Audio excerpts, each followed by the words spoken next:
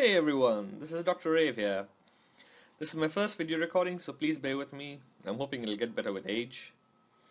This first series of videos, I'll be talking about composition and how you can use it to improve your photography. You might say, hey, I'm not a photographer, why do I need to learn all this stuff? Well, firstly, you are. You might not be a professional photographer, but we all are photographers. We take pictures every single day with our eyes. We come back home and describe them to someone, narrate them to someone. These pictures are in your head. They make up our lives, they make up our story. Secondly, we all take pictures with our cameras, mobile phones today. So why not just take better pictures with mobile phones and cameras? Thirdly, there are a few rules that can help you improve your images drastically. So why not just, learn them and use them? And trust me, you will be proud of your images after you just follow a few of these rules. They're pretty impressive. Photography is an art, and like every other art, you need to master it. This can be achieved by practice, learning to see things differently, following/breaking a few of the rules. But before you break any rules, you need to learn them first. They're pretty basic, and most cameras nowadays have overlay rule of thirds that make things easier for you. The most popular rule of composition is the rule of thirds.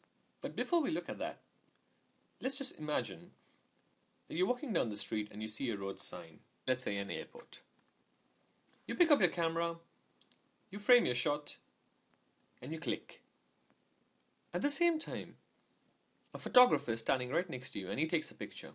When you look at his picture, you realize that there's something more visually interesting in his picture and not in yours.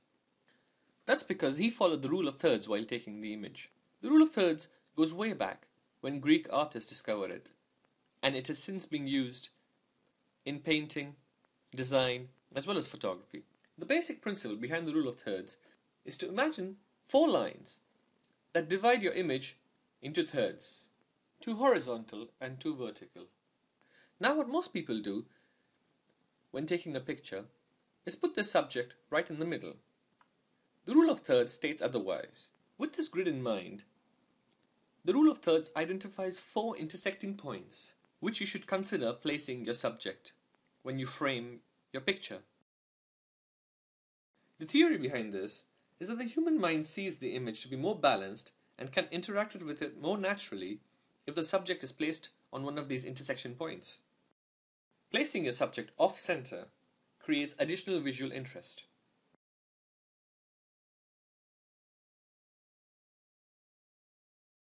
Part 2 of the rule of thirds is to avoid placing the horizon line of a landscape or any other line in the middle. The rule of thirds has given you 4 lines along which you can place objects that appear like lines, like horizon, buildings, etc. You put the lines of nature along the lines of rule of third, and your image instantly looks better. This doesn't mean that you cannot break the rules. Rules are meant to be broken, and sometimes the subject overpowers the rules. Well folks, that's it for this episode. Hope you liked the video, and please do leave comments. Also, do let me know if there's anything else that you want me to cover. The next episode is going to be about composition as well, and if you want to check out my work, please go to my website and the link provided below. Okay, so that's it. Thank you. Bye-bye. Have a good day.